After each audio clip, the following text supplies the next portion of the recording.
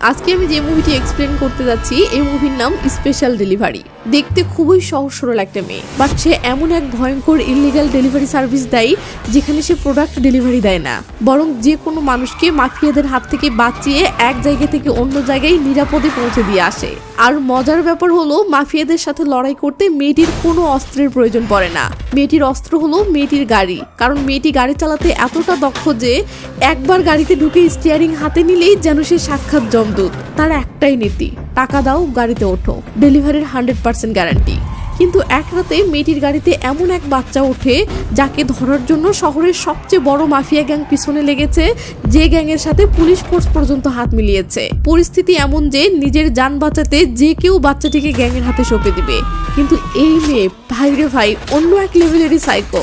গাড়ির ড্রাইভিং সিটে বসলে তার লাইফে ভয় বলতে কিছু নেই। ব্যাস সে পুলিশ ফোর্স ও মাফিয়া গ্যাংদের সাথে টক্কর দিয়ে বাচ্চাটিকে নিয়ে পুরো শহর যেভাবে চষে বেড়ায় তা এনজয় করার মতো। তো সিট বেল্ট বেঁধে নিন, এখন হেভি ফাস্ট ড্রাইভ করতে চলেছেন।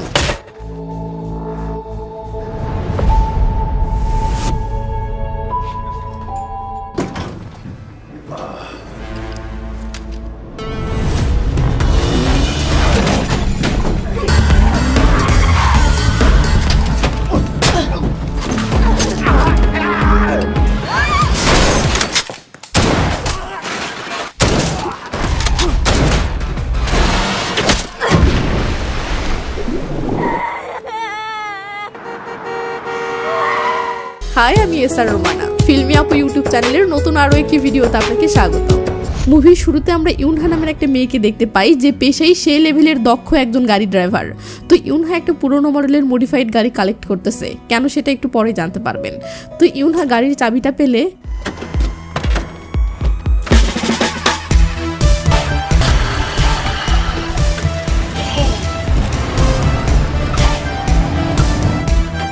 ইউনহার বাবা মা কেউ নেই। সে ছোটবেলায় উত্তর কোরিয়া থেকে চোরাই পথে পালিয়ে এখানে এসেছে এবং মিস্টার বোক নামের একটা লোক সেই ছোটবেলা থেকেই ইউনহাকে বাবার মতো ভালোবাসা দিয়ে লালন পালন করে বড় করেছে।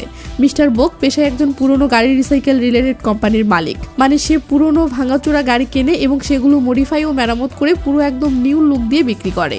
কিন্তু এটা গেল বোকের অফিসিয়াল বিজনেস। বাট মিস্টার বোক আসলে এই ব্যবসার আড়ালে স্পেশাল ডেলিভারি নামের এমন একটা ইলিগাল ডেলিভারি সার্ভিস দেয়, যে সার্ভিসের আন্ডারে তারা হাই সিকিউরিটি প্রদান করে যে কোনো জিনিস বা যে কাউকে এক জায়গা থেকে আরেক জায়গায় পৌঁছে দেয়। তো এতক্ষণ যে বোকের কথা বলছিলাম এটাই সেই বোক। ইউনহা গাড়িটা নিয়ে তাদের সেই মেকানিক্স গ্যারেজে পৌঁছালে সেখানে আসিফ নামের একটা ছেলেকে দেখতে পাই যে এই গ্যারেজে মেকানিক্স হিসেবে কাজ করে। এই আসিফ আসলে পাকিস্তান থেকে এসেছে। তো ইউনহা অফিসে তার বসের কাছে পৌঁছালে শুনতে পাই তার বস একটা স্পেশাল ডেলিভারির অর্ডার নিচ্ছে। ইউনহার ফ্রিজ খুলে দেখে তার রাখা বিয়ারের ক্যানটা নেই। রেগে মেগে বসের দিকে তাকালে বসের টেবিলের উপরে সেটা দেখতে পাই। ইউনহা এসে রেগে মেগে সেটা নিতে ধরতেই বস থামাই ও বলে একটা ডেলিভারি আছে, মাতাল হলে গাড়ি চালাতে পারবি না। এই বলে বস একটা চিরকুট দিয়ে বলে রাতে একটা ডেলিভারি আছে, শিউল শহর থেকে একটা লোককে গাড়িতে তুলে নিয়ে বোয়াংতুক বন্দরে পৌঁছে দিতে হবে। ইউনহা বলে অতিরিক্ত 15% চার্জ বেশি নিব, বলো রাজি? বস বলে ঠিক আছে, যা 15% বেশি দিব। ব্যাস ইউনহার ঠিকানা ও পিক আপ টাইম লেখা চিরকুটটা নিয়ে বেরিয়ে পড়ে।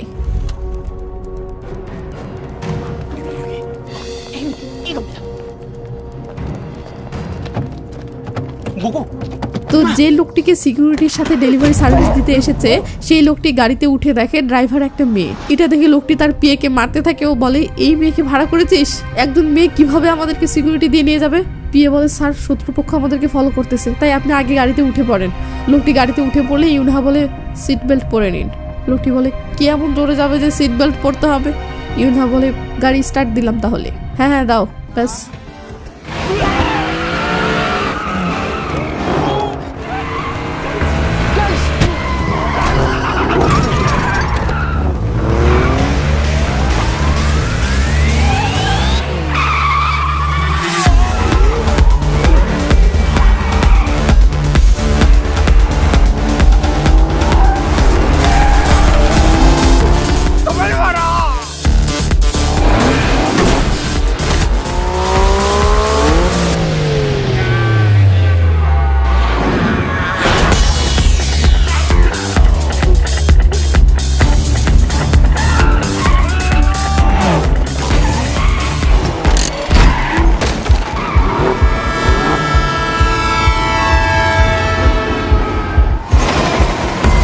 তো ইউনহা লোকটিকে সাকসেসফুলি লোকেশনে পৌঁছে দিলে লোকটি খুশি হয়ে ইউনহাকে এক্সট্রা অনেক টাকা দিয়ে বলে, আমার টিমে কাজ করবে, এখানে যা স্যালারি পাও তার ডাবল দিব। কিন্তু ইউনহা লোকটির কথায় পাত্তা না দিয়ে চলে যায়, কারণ সে তার বস বককে প্রচন্ড রকম ভালোবাসে। তো ইউনহা ডেলিভারিটা দিয়ে বসের কাছে আসলে বস ইউনহার ভাগের টাকাটা দিয়ে দেয়। ইউনহা বলে, বস আমি এত লাইফ রিস্ক নিয়ে ডেলিভারিগুলো করতেছি, প্রফিট 50-50 ভাগ করা যায় না? বস বলে, তুই কি ভাবছিস আমি বেশি লাভ করছি? আরে এই প্রতিষ্ঠান চালাতে এত এত খরচ আছে না। এই বলে বস ইউনহার সিগারেট বক্স থেকে একটা সিগারেট নিয়ে খেতে ধরে। ইউনহা বলে, ঠিক আছে 50-50 না করলেন। এই বলে ইউনহা বসের ঠোঁট থেকে সিগারেটটা নিয়ে নিলে বস বলে, আরে সিগারেট নিলি কেন? ইউনহা বলে, দেখেন না বক্সের গায়ে লেখা আছে ধূমপান মৃত্যু ঘটায়, আর আপনি আমার মুরব্বী, আপনি মরে গেলে আমি কামাই করব কিভাবে? এই বলে ইউনহা বাসায় চলে যায় আর সিন চলে আসে দোসিক নামের এক দক্ষ বেসবল প্লেয়ারের বাসায়। বাসাতে আমরা দোসিকের ছোট একটা বাচ্চাকেও দেখতে পাই, এর নাম শুন। এই সময় টিভিতে দেখি দোসিককে নিয়ে একটা নিউজ প্রচার হচ্ছে, যেখানে বলা হচ্ছে দোসিক যে বর্তমান সময়ে দেশের জনপ্রিয় একজন বেসবল প্লেয়ার, সে সংবাদ সম্মেলনে একটা ঘোষণা দিয়ে দেশে সাড়া ফেলে দিয়েছে। সে পেশাদার বেসবল খেলার ম্যাচ জালিয়াতির তথ্য ফাঁস করে দিয়েছে। ম্যাচ ফিক্সিং এর সাথে জড়িত ওয়েবসাইটগুলোর বিষয়ে তদন্ত চলছে। এই বলে নিউজে দোসিকের একটা সাক্ষাৎকার প্লে করা হলে দেখা যায় দোসিক বেসবল খেলায় ম্যাচ ফিক্সিং এর সাথে কে কে জড়িত এবং কিভাবে তারা ম্যাচ ফিক্সিং করে সেই গোপন তথ্যগুলো বলতেছে। এই সময় আমরা দেখি দোসিক তার বাসার লুকোনো একটা জায়গা থেকে অনেক কষ্টে একটা ডিভাইস বের করছে। এটা আসলে একটা হাইটেক সিকিউরিটিওয়ালা লকারের আনলকার রিমোট। এমন সময় টিভিতে আরেকজনের সাক্ষাৎকার শুরু হয়। দোসিকের ছেলে সুমন বলে, বাবা টিভিতে একজন তোমার ব্যাপারে বলছে। দোসিক দৌড়ে এসে দেখে একজন বলতেছে এই ম্যাচ ফিক্সিং এর আসল মূল হোতা দোসিক নিজেই। সে এতদিন ম্যাচ ফিক্সিং করেছে আর এখন অবসর নিয়েছে, তাই এসব দোষ অন্যের উপর চাপিয়ে নিজে ক্লিন হওয়ার চেষ্টা করছে। এইসবের সাথে জড়িত ওয়েবসাইটগুলো সে নিজেই পরিচালনা করে আসছিল। এমন প্রমাণ পুলিশের হাতে এসে পৌঁছেছে। এইসব শুনে দোসিক দুম করে টিভিটা বন্ধ করে দেয় ও তার ছেলেকে বলে, তুমি সকল কিছু প্যাকিং শেষ করেছো? সুমন বলে, হ্যাঁ। এদের কথা শুনে আমরা বুঝতে পারি এরা বাড়ি ছেড়ে কোথায় জানি যাওয়ার প্ল্যান করছে। সিন কাট হয়ে একটা ফেক পাসপোর্ট তৈরির এজেন্সিতে আসলে আমরা দেখি দোসিক এখানে তার ও তার ছেলের ফেক পাসপোর্ট বানাতে দিয়েছিল। এটা দেখে আমাদের মাথায় আসে তাহলে কি দোসিক কি আসল ক্রিমিনাল এবং সে তার ছেলেকে নিয়ে দেশ ছেড়ে পালাচ্ছে? তো দোসিক এজেন্সি লিডারকে বলে, তোমাদের নৌকা কখন ছাড়বে? লোকটি বলে, রাত 9টায়। মানে দোসিক নৌকাতে করে চোরাই পথে চায়না পালাতে চাচ্ছে। তো লোকটি বলে, তুমি আমাকে পাসপোর্ট বানাতে যত টাকা দিয়েছো তাতে তো মনে হচ্ছে তোমার অনেক টাকা, তাহলে তুমি নৌকাতে করে পালাতে যাচ্ছ কেন? দোসিক বলে, কেন, সমস্যা কি? লোকটি হেসে দিয়ে বলে, কেউ নৌকাতে করে পালাতে গেলে 90% ক্ষেত্রেই দেখা যায় নৌবাহিনীর হাতে ধরা পড়ে যায়। দোসিক ভয় পেয়ে বলে, তাহলে উপায়? লোকটি বলে, এমন সিচুয়েশনে স্পেশাল ডেলিভারি সার্ভিস আছে যারা তোমাকে নিরাপত্তার সহিত পালানোর নিশ্চয়তা দিবে। তবে হ্যাঁ, ওদের সার্ভিসটা অনেক ব্যয়বহুল, কিন্তু আশা করি তোমার সেই টাকা আছে। বলো, সার্ভিস নিবে? দোসিক হ্যাঁ বললে লোকটি বলে, ঠিক আছে, টাকা দাও, আমি ফোন করে ডিল করে দিচ্ছি। সিন চলে আসে কিউংপিল নামের একটা পুলিশের কাছে। আমরা দেখি সে তার গোপন একটা অফিসে এসে সেখানকার লকারে থাকা সকল টাকাগুলো একটা বস্তায় ভরতেছে, কারণ এই কিউংপিলে আসলে ম্যাচ ফিক্সিং চক্রের মূল হোতা। আর হ্যাঁ, এই কিউংপিলের সাথে দোসিক পার্টনার হয়ে কাজ করছিল। তো দোসিক মুখ খুলতে শুরু করেছে, তাই কিউংপিল তার বিরুদ্ধে সকল প্রমাণ মুছে ফেলার চেষ্টা করছে। কিন্তু টাকাগুলো ছোট লকার থেকে সরানোর পর এখানে রাখা সেই রিমোটটা খুঁজে পাচ্ছে না, যেটা আমরা দোসিকের কাছে দেখেছি। তো কিউংপিল তার ম্যানেজারকে বলে, রিমোটটা কোথায়? ম্যানেজার বলে, দোসিক বলল আপনি নাকি এই রিমোটটা ওকে দিতে বলেছেন, তাই আমি ওকে দিয়ে দিয়েছি। এটা শুনে কিউংপিল অবাক হয়ে বলে, তুই জানিস ওকে যে লকারের রিমোটটা দিয়েছিস সেই লকারে কত টাকা আছে? কত? 30 বিলিয়ন। এটা শুনে ম্যানেজার তো শক। সে হাউমাউ করে কাঁদতে থাকে ও পায়ে ধরে বলে, বস প্লিজ আমাকে ক্ষমা করে দিন, আমি এসব জানতাম না। কিউংপিল বলে, ঠিক আছে, সিগারেট খাবি? ম্যানেজার খুশি হয়ে যায়। ব্যাস, আমরা দেখি তো এরপর কিউংপিল তার টিমের লোকদেরকে বলে দোসিক নিশ্চয়ই সুযোগ পেলে দেশ ছেড়ে পালিয়ে যাওয়ার চেষ্টা করবে, তার আগে ওকে ধরতে হবে। সিন দোসিকের কাছে আসলে দেখি সে গাড়ি চালিয়ে বাসায় ফিরতেছে আর দোসিকের ছেলে সুন দোসিকের ফোনে কার্টুন ভিডিও দেখতেছে। এমন সময় কিউংপিল দোসিককে কল করলে সুন না বুঝে দুম করে কলটা রিসিভ করে। কিউংপিল বলে, কিরে আমার 30 বিলিয়ন টাকা চুরি করে কোথায় ঘাপটি মেরে আছিস? যাই হোক, যেখানেই থাক আমার লকারের সিকিউরিটি রিমোটটা দিয়ে যা। দোসিক রেগে মেগে বলে, তুই কি রিমোটটা নিয়ে আমাকে এমনি ছেড়ে দিবি?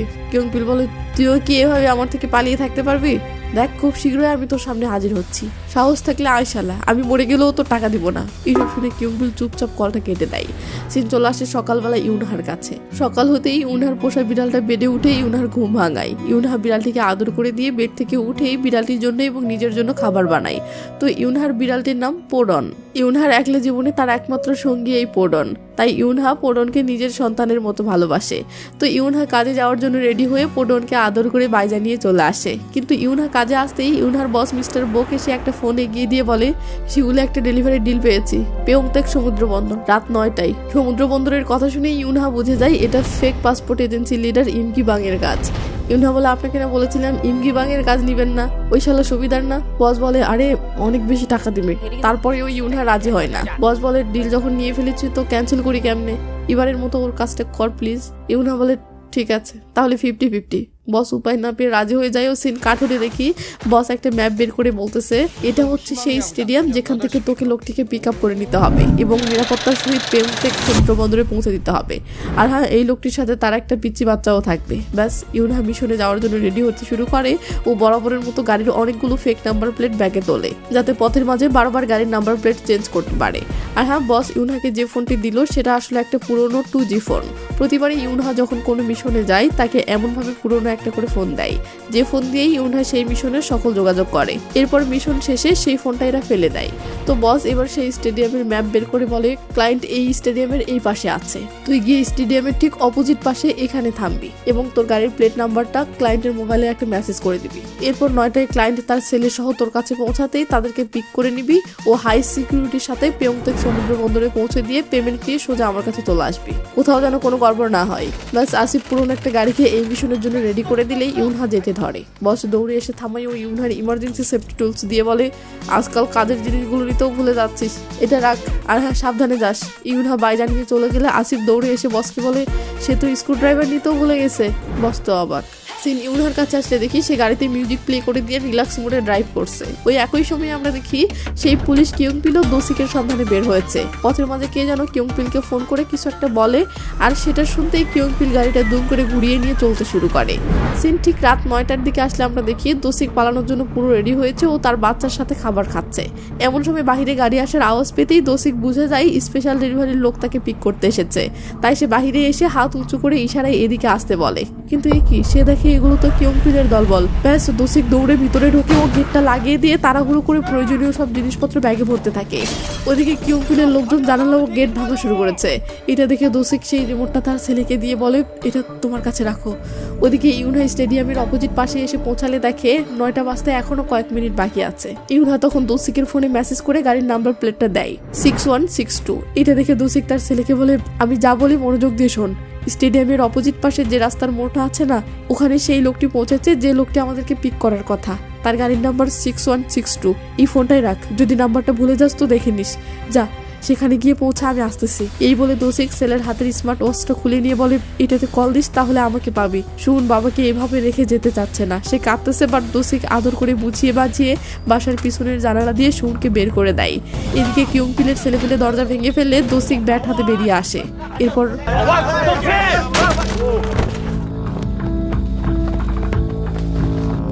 나도 예전에 야구 좀 했는데 어떻게 들어?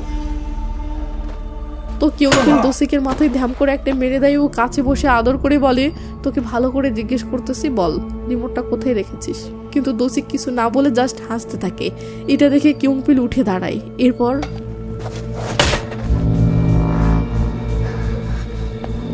তো কিয়ংপিল রুমের ভিতরে দোষিকের বাচ্চার পাসপোর্টটা পেলে সেটা গ্যাংয়ের লোকদেরকে দিয়ে বলে একে খুঁজে আনো।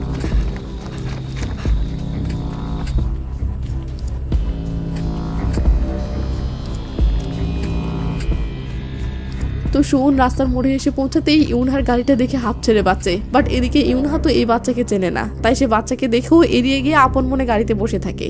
সুন দৌড়ে এসে গাড়ির জানালায় থাপড়াতে থাকে ও গেট খোলার জন্য আকুতি মিনতি করতে থাকে। কিন্তু ইউনহা পাত্তা দেয় না, কারণ সে যে কাজে এসেছে সেই কাজটা তার কাছে সবার ঊর্ধ্বে।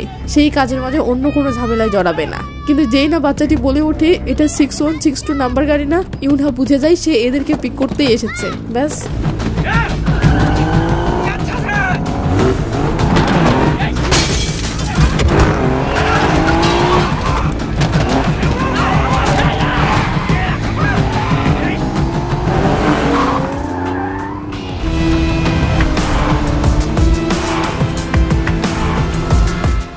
কিয়ংপিলের কাছে আসলে দেখি সে দোষিককে ধরে এনে রুমের ভিতরে ঢুকিয়ে দিয়ে রুমে আগুন লাগিয়ে দিচ্ছে।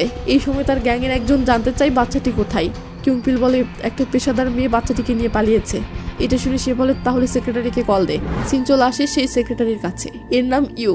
এর পেশা হলো যে কাউকে টর্চার করে যে কোনো তথ্য উদ্ধার করে দেওয়া। তো কিয়ংপিল একে কল করে ঘটনা খুলে বললে এ বলে ঠিক আছে আমি আসতেছি। এ বলে সে তার হাতিয়ার পরিষ্কার করতে লেগে পড়ে আর সিন চলে আসে ইউনহার কাছে। সে একটা জনশূন্য জায়গায় পৌঁছাতেই সেখানে এক চিপাই গাড়িটা থামায় ও স্বস্তির একটা নিঃশ্বাস নিয়ে ইউনহাকে একা রেখেই গাড়ি থেকে নেমে চলে যেতে থাকে। কারণ সে পুরো দমে পেশাদার, তাই সে তার কাজের বাহিরে কোনো ঝামেলাতে জড়ায় না। ওদিকে ইউন দেখে গাড়ির চাবিটা রেখেই চলে যাচ্ছে, তাই সে চাবিটা নিয়ে ইউনহাকে ডাকতে থাকে। বাট ইউনহা গুরুত্ব না দিয়ে আপন মনে যেতে থাকে। সুন তখন পিছু করতে শুরু করলে ইউন বিরক্ত হয়ে তাড়াতাড়ি নজরের বাহিরে চলে যায়। কিন্তু সুন আবার সামনে এসে দাঁড়ালে ইউনহা বিরক্ত হয়ে বলে এই পিচ্ছি তুমি কি চাও?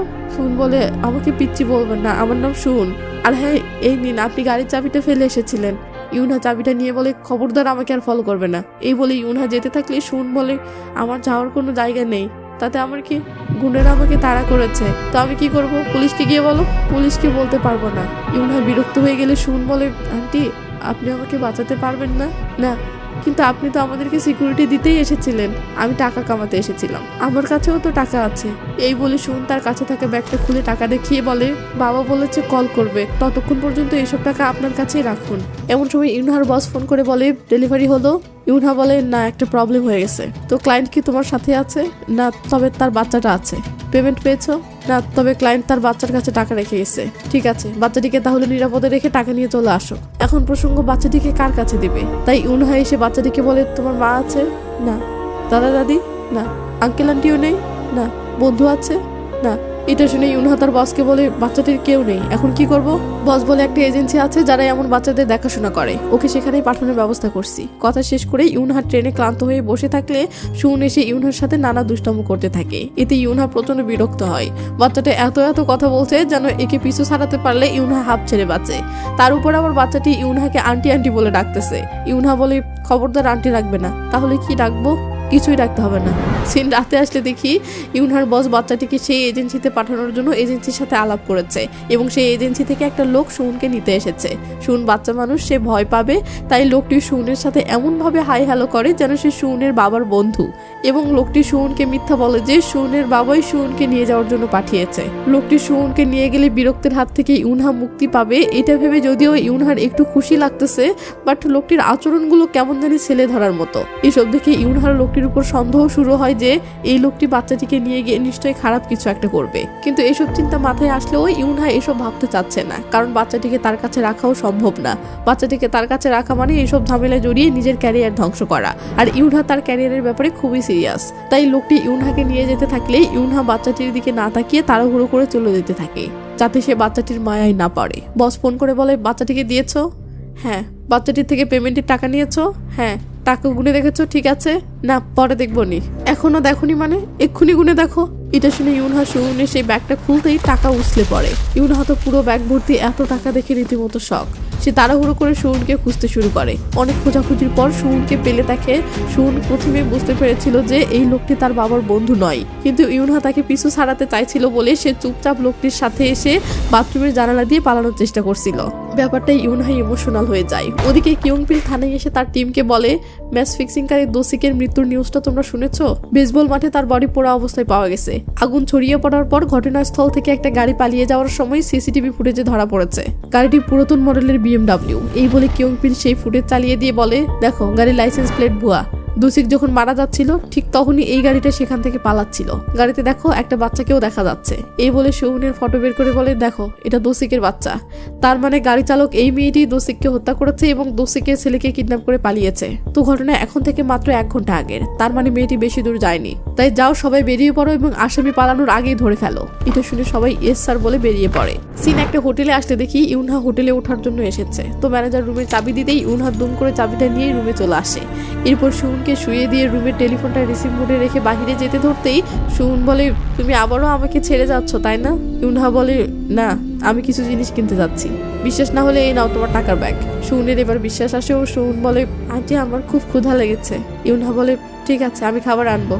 এই বলে ইউনহা একটা সুপার শপে আসলে দেখি ইউনহার বস ফোন করেছে আর ইউনহা কলটা রিসিভ করে রেখে দিয়ে আপন মনে কেনাকাটা করতেছে।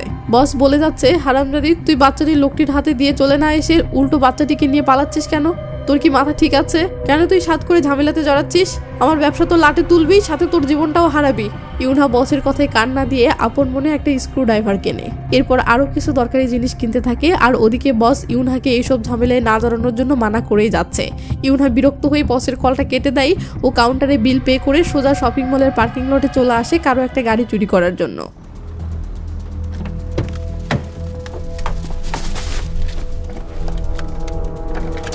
তো ইউনহা পার্কিং লট থেকে বের হয়ে আর ওইদিকে একজন কিয়ংপিলকে কল করে বলে, স্যার মেয়েটিকে একটা সুপার শপ থেকে বের হতে দেখা গেছে।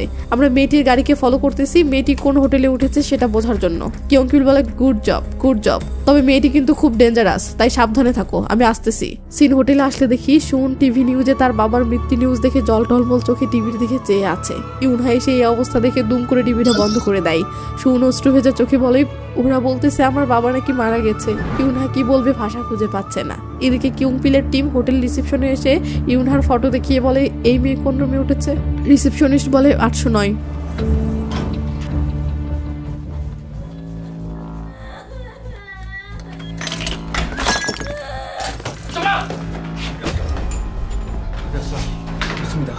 প্লিজ কান্না বন্ধ করে বলছি, বাঁচতে চাইলে এক্ষুনি কান্না বন্ধ করো। কিন্তু সুহুনের কান্না যেন থামছেই না। 그만 울어. 살고 싶으면 그만 울어. 어? 알겠지? 뭐야 이거?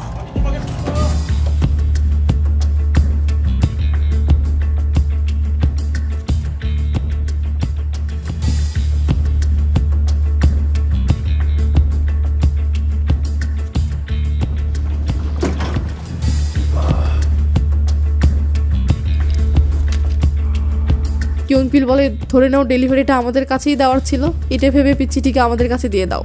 ইউনহা আর চোখে তাকালে কিয়ংপিলের কোমরে হ্যান্ডকাফ দেখে বুঝতে পারে এটা পুলিশ। তাই সে বলে ওঠে, পুলিশ হয়ে গুন্ডামো করছেন? কিয়ংপিল হেসে দিয়ে বলে, আমি পুলিশ এটাও বুঝে গেছো? এই বলেই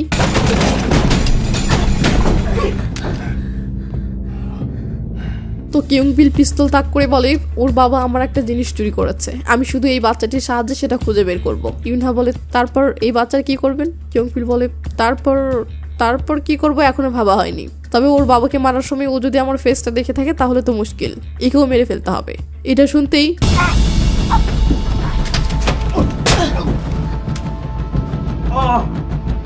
ভয় দেখিয়ে লাভ নেই, তুমি এটা চালাতে জানো না। তখনই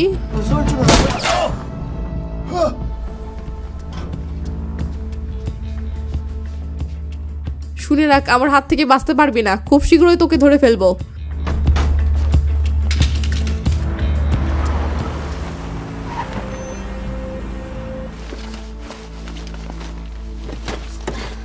তো ইউনহা পুলিশের বলে সেই জিনিসটা খুঁজতেছে দেখে সুন তার পকেট থেকে রিমোটটা বের করে বলে, পুলিশ আঙ্কেল মনে হয় এটাই খুঁজতেছে, আন্টি তুমি এটা ওনাকে দিয়ে দাও, তাহলেই ওরা আর তোমাকে তাড়া করবে না।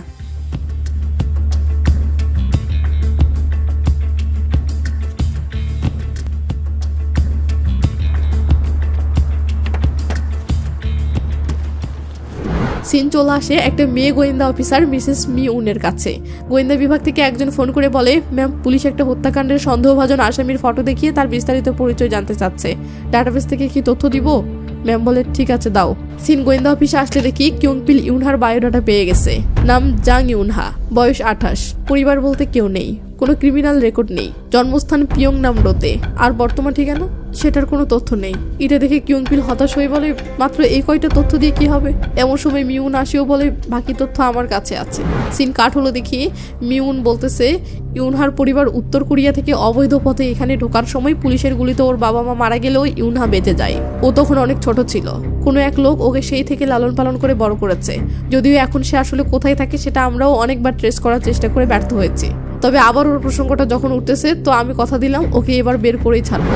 সিন ইউনহার কাছে আসলে দেখি সে একটা নিরিবিলি জায়গায় এসে গাড়ির নাম্বার প্লেটটা চেঞ্জ করতেছে, আর সুন গাড়ির ভিতরে কাপড় চেঞ্জ করতেছে। তো সুন নতুন কাপড় পরে বের হলে ইউনহা দেখে বলে, অনেক কিউট লাগতেছে, একদম আমার পোডনের মতো। পোডন? সেটাকে?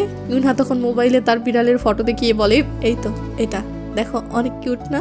সুন বলে, আন্টি আপনার এই বিড়াল ছাড়া আর কেউ নেই? ইউনহা একটু ইমোশনাল হয়ে বলে, এই তো তুমি আছো। সিন কাট হলে দেখি ইউনহা সুউনকে নিয়ে এই শহর ছেড়ে অন্য শহরে যাচ্ছে। ওদিকে কিয়ংপিলের টিম ও মিউনের টিম মিলে ইউনহার কাছে থাকা ফোনটা ট্রেস করেছে এবং সেই ফোনের সাহায্যে ইউনহার লোকেশন বের করে দেখতেছে যে ইউনহা সিউল শহর থেকে বুসান এক্সপ্রেস রোডের দিকে যাচ্ছে। এটা দেখতেই গোয়েন্দা অফিসার মিউন ইউনহাকে গ্রেফতার করার জন্য লোক পাঠায়। সেই লোকদের সাথে কিয়ংপিলও রওনা দেয়। বাট গোয়েন্দা অফিসার মিউন তো ইউনহাকে অপরাধী ভেবে এগুলো অফিসিয়ালি করতেছে। সে তো আর জানে না যে এসবের পিছনে কিয়ংপিলের কি মতলব আছে। আর কিয়ংপিল সেটা জানতেও দিবে না জন্য গোপনে তার গ্যাংকে ফোন করে বলে ওকে খুঁজে পেয়েছি, পুলিশ অফিসিয়ালি ওকে গ্রেফতার করতে যাচ্ছে, কিন্তু এরা পৌঁছানোর আগেই ওকে খতম করে দিবি, আমি লোকেশন শেয়ার করতেছি। সিন ইউনহার কাছে আসলে দেখি সে একটা পার্কিং লটে গাড়িটা পার্ক করে সুউনকে বলতেছে তুমি এখানেই থাকো, আমি একটা কাজ ছেড়ে আসতেছি। এই বলে ইউনহা সেফটি টুলসটা ছেড়ে চলে যেতে ধরলে সুউন থামিয়ে ইমার্জেন্সি সেফটি টুলসটার সাথে একটা লকেট লাগিয়ে দিয়ে বলে এটা তোমার জন্য, এটা রিংয়ের সাথে লাগিয়ে রাখলে কখনো হারাবে না। ইউনহা সেটা নিয়ে বলে যেই আসুক খবরদার দরজা খুলবে না। এই বলে ইউনহা চলে গেলে সুউন দরজাটা লক করে দেয়। কিন্তু কিছুক্ষণ পর পার্কিংয়ে একটা গাড়ি আসার আওয়াজ হলে সুউন মাথা নিচু করে লুকিয়ে পড়ে। একটু পর আমরা দেখি সুউন গাড়ির দরজার লকটা খুলতেছে, লাগাচ্ছে, আর ওদিকে ইউনহা পার্কিংয়ের দিকেই ফিরতেছে। সিন আবার সুউনের কাছে আসে।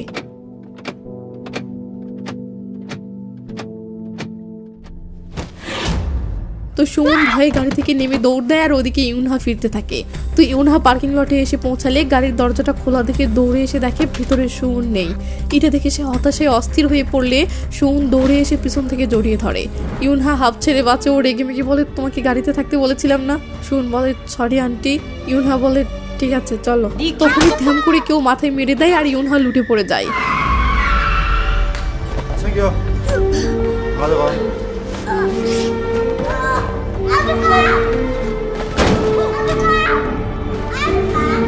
সুউন বারবার আজুম্মা আজুম্মা বলে ডাকতে থাকে। জানিয়ে রাখি কোরিয়ান ভাষায় আজুম্মা মানে আন্টি।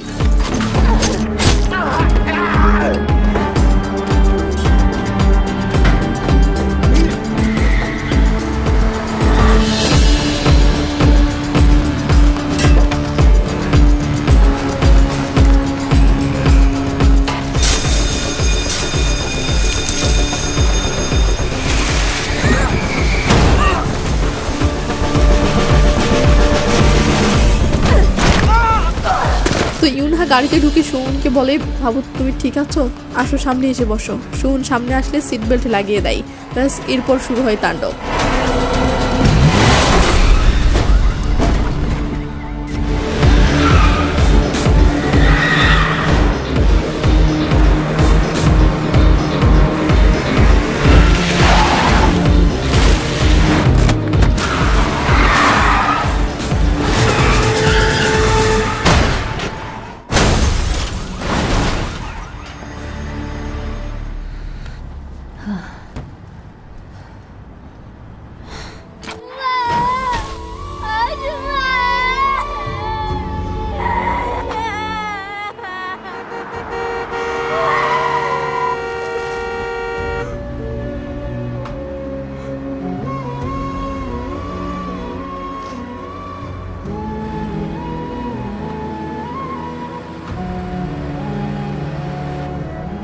তো গাড়ি চালক মেয়েটি হসপিটালের দিকে যেতে যেতে সুউনকে বলে তোমার কাছে সত্যিই টাকা আছে তো? তখন সুউন ব্যাগ খুলে টাকা দেখায়। তার মানে সুউন টাকার কথা বলেই মেয়েটিকে হেল্প করতে রাজি করিয়েছে। তো সিন কাট হয়ে কিয়ংপিলের কাছে আসলে দেখি গোয়েন্দা অফিসার মিউন কিয়ংপিলকে ফোন করে বলতেছে আপনি এখন কোথায়? কিয়ংপিল বলে কোথায় আর, অপরাধী ধরতে বের হয়েছি।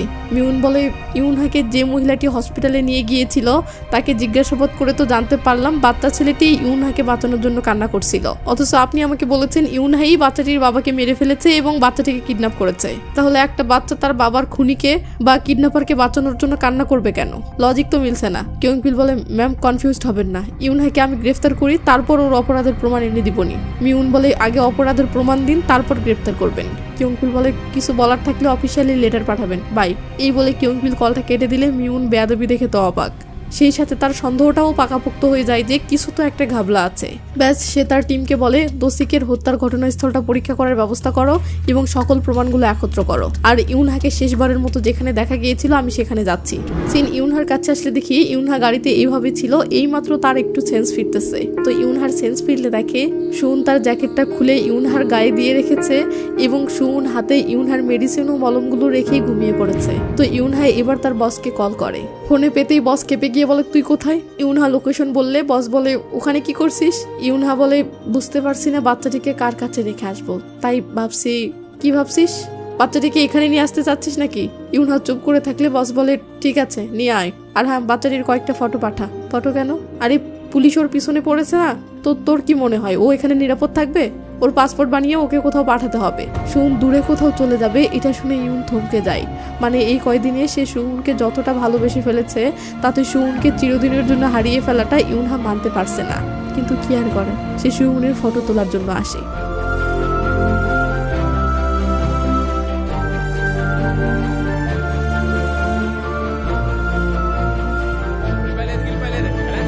তো গাড়িতে সুন একটা সানগ্লাস পরে সে একটা ভাব নিয়ে বলে আন্টি তোমার বয়ফ্রেন্ড আছে? কেন? না এমনি। আচ্ছা কেমন ছেলে তোমার পছন্দ? জানি না, আর কখনো ভেবেও দেখিনি। তাহলে এখন ভাবো। ইউনহা বলে এমন ছেলে যে প্যান্টে ইস্যু করে না আর আউল ফাউল প্রশ্ন করে না, বুঝেছো? এই বলে ইউনহা চুপ করে থাকলে সুন বলে শোনো না। বলো। আমার ফটো তুললে কেন? তোমাকে দেশের বাইরে যেতে হবে তাই। আন্টি তুমিও যাবে? না। এটা শুনে হাসি খুশি থাকা সুনের ভীষণ মন খারাপ হয়ে যায়। তো ইউনহা সুনকে নিয়ে বসের কাছে ফিরলে বস ও আসিফ সুনের সাথে হাই হ্যালো করে। এই লোকেশনটা যেহেতু সমুদ্র বন্দরে আর এখান থেকে জাহাজে করে নানা গাড়ি বিদেশে এক্সপোর্ট হয়, তাই জানালা দিয়ে সেগুলো দেখা যাচ্ছে। আসিফ সুনকে বলে তুমিও এমন গাড়িতে করে বিদেশে যাবে? গাড়িতে করে বিদেশ? বস বলে আরে তুমি গাড়িতে থাকবে কিন্তু গাড়িটা জাহাজে করে যাবে, বুঝেছো? আসিফ বলে তুমি সবসময় গাড়ির স্টিয়ারিং হুইল শক্ত করে ধরে থাকবে। ঠিক 5 দিন পর তুমি আমার দেশ পাকিস্তানে পৌঁছে যাবে, যেখানে আমার বাবা মা তোমার দেখাশোনা করবে। ওদিকে এইসব শুনে ইউনহার চোখে জল টলমল করে ওঠে। সিন কাট হলে দেখি ইউনহা সেই রিমোটটা বসকে দিচ্ছে। বস সেটা হাতে নিয়ে বলে এটার জন্যই তাহলে এত কিছু? ঠিক আছে এটা আমার কাছে রাখ, সুনকে পাকিস্তান পাঠানোর পর দেখি এটার কি করা যায়। এটা শুনে ইউনহা জানালা দিয়ে নিচে খেলতে থাকা সুনকে মায়াবী এক নজরে দেখতে থাকে। সিন দোসিকের হত্যার সেই ঘটনাস্থলে আসলে দেখি মিউনের কথা মতো ফরেন্সিক টিম এখানে এসে নানা তল্লাশি শুরু করেছে এবং হত্যার আসল রহস্য উদ্ঘাটনের জন্য নানা ক্লু খোঁজার চেষ্টা করছে। তো অনেক খোঁজাখুঁজির পর তারা সেখানে একটা স্মার্ট ওয়াচ পায় ঘটনার সময়, যেটা আসলে দোসিক সাথে রেখেছিল। তো এই স্মার্ট ওয়াচে দোসিকের মৃত্যু সময়কার কিছু অডিও রেকর্ডিং আছে, যেগুলোতে দোসিকের সাথে কিয়ংপিলের কথোপকথন শোনা যাচ্ছে। এটা দেখে মিউন অবাক হয়ে বলে তার মানে কিয়ংপিল দোসিকের খুনিকে খুঁজছে না, বরং সে নিজেই দোসিকের খুনি। এই বলে সে ইউনহাকে কিয়ংপিলের হাত থেকে সেভ করতে বেরিয়ে পড়ে। সিন ইউনহার কাছে আসলে দেখি সে জাহাজের দায়িত্বে থাকা ছেলেটিকে টাকা দিলে ছেলেটি বলতেছে 2 ঘন্টা পর জাহাজ ছাড়বো, তাড়াতাড়ি ওকে রেডি করেন। ইউনহা বলে ওকে একটু দেখে শুনে রাখবেন। সিন ইউনহার বস বোকের কাছে আসলে দেখি সে সুনের ফেক পাসপোর্ট তৈরি করছে।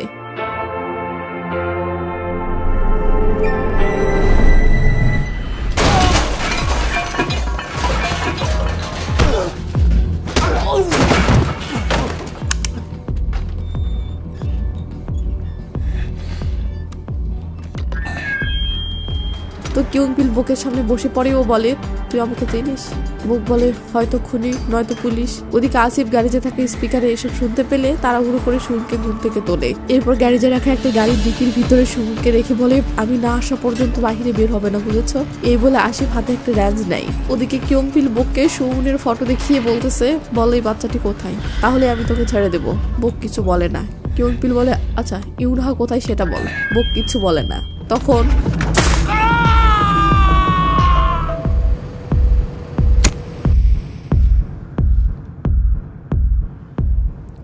তো বোককে সিগারেট জ্বালিয়ে দিয়ে কিয়ংপিল বসে পড়ে কেউ বলে এবার বল, কিন্তু এবারও বোক মুখ খোলে না, যা দেখে কিয়ংপিলের মেজাজ তো খারাপ। এমন সময় কিয়ংপিলের লোকেরা আসিফকে ধরে সেখানে আনে। কিয়ংপিল আসিফকে বলে তুই নিশ্চয়ই বলতে পারবি, বল ইউনহা কোথায় আর বাচ্চাটা কোথায়? কিন্তু আসিফও সেম, সেও মুখ খোলে না। তখন বোক চিল্লিয়ে বলে থাম আমি বলছি। এটা শুনে কিয়ংপিল থেমে গেলে বোক বলে ইউনহা কোথায় সেটা আমি জানি না, তবে যাওয়ার সময় বলে গেছে পরে সময় মতো কল দিবে। আর হ্যাঁ আমি জানি তুই কি খুঁজছিস, তুই যেটা খুঁজছিস সেটার খোঁজ আমি দিতে পারবো। কিয়ংপিল বলে কি খুঁজছি বল দেখি। বোক বলে লকারের রিমোট, যা আমার কাছে আছে আমি সেটা দিব, তবে শর্ত হচ্ছে ওদের পিছু করা ছেড়ে দিতে হবে। কিয়ংপিল বলে ঠিক আছে বল রিমোট কোথায়। বোক তখন ইশারায় একটা ড্রয়ার দেখিয়ে দিলে কিয়ংপিলের লোক সেখানে গিয়ে দেখে সেটা ফিঙ্গারপ্রিন্ট ড্রয়ার, যেটাতে বোকের ফিঙ্গারপ্রিন্ট দেওয়া আছে। কিন্তু কিয়ংপিল তো বোকের হাতটা চেয়ারের সাথে পেরেক পেরে দিয়েছে, তাই বোক ইশারায় বলে আমার হাতটা খুলে দে। তখন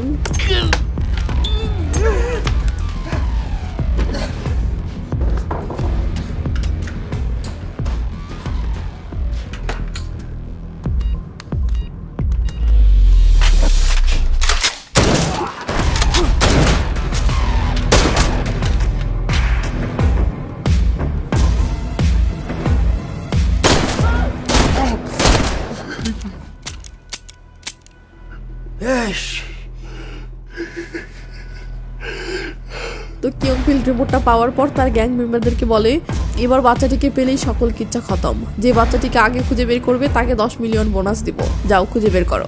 এটা শুনতেই সবাই দৌড়ে যায়। ওদিকে দেখি মিউন ইউনহাকে খুঁজে বেড়াচ্ছে। এমন সময় একজন কল করে বলে ম্যাম, তথ্য পাওয়া গেছে ইউনহা মিস্টার বুকের এখানে এসেছিল, কিন্তু এখনো সেখানে আছে কিনা সেটা নিশ্চিত না। সিন ওদিকে ইউনহার কাছে আসলে দেখি সে গ্যারেজে ফিরেই আন্দাজ পেয়েছে কিছু একটা ঝামেলা হয়েছে, তাই সে দৌড়ে বসের রুমের দিকে যাচ্ছে আর এদিকে সবাই সুউনকে খুঁজতেছে।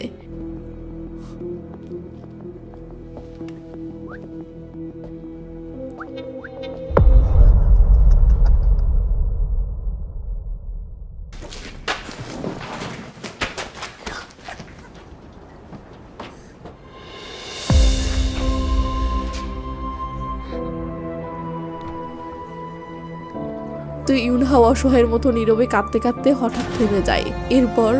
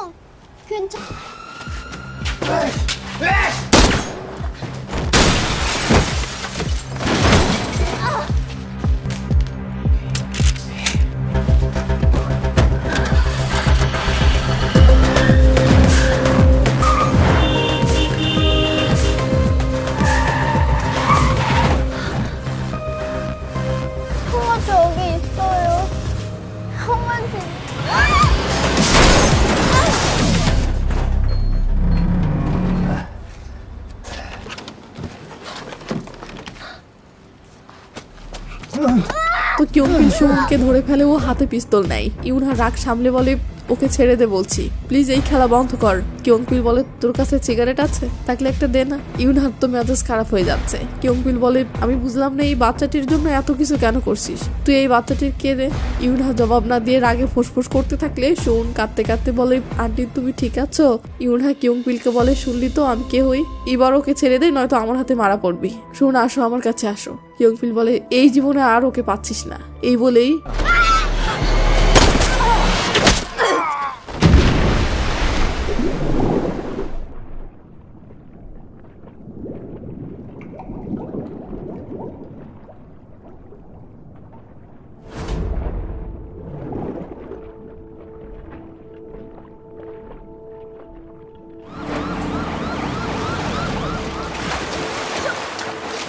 তো সুউনকে উদ্ধার করা হলে সুউন আন্টি আন্টি বলে কাঁদতে থাকে আর বলে আমার আন্টিকে বাঁচান।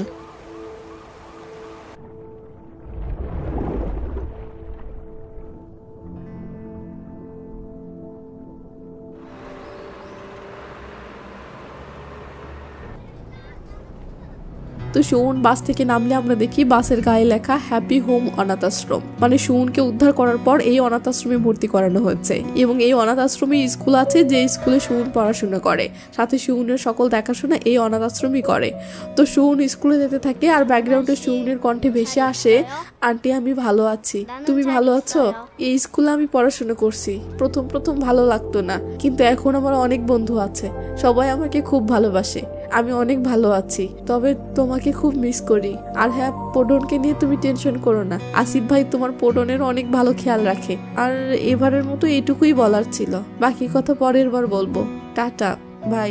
সুউন ক্লাসরুমে বসে বসে কল্পনায় এসব ভাবছিল, ওদিকে স্কুল বাস ছেড়ে দেয়। সুউন দৌড়ে আস্তে আস্তে বাসটা মিস হয়ে যায়।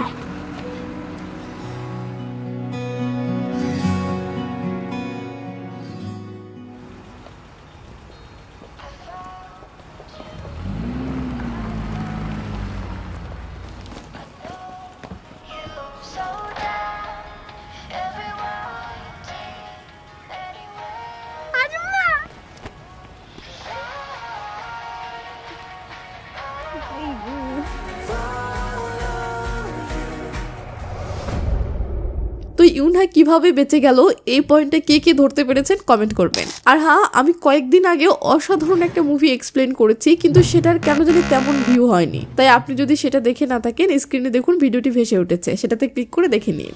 আর হ্যাঁ, আমার মুভি এক্সপ্লেন করার স্টাইল অন্য সবার থেকে আলাদা, তাই এমন স্টাইলের এক্সপ্লেন যদি আপনার ভালো লেগে থাকে তাহলে এই চ্যানেলটি সাবস্ক্রাইব করে নিন। আর হ্যাঁ, চ্যানেলটি নতুন, তাই লাইক কমেন্ট করে একটু উৎসাহ দিন। ভালো থাকবেন, নিজের খেয়াল রাখবেন, টেক কেয়ার, বাই বাই।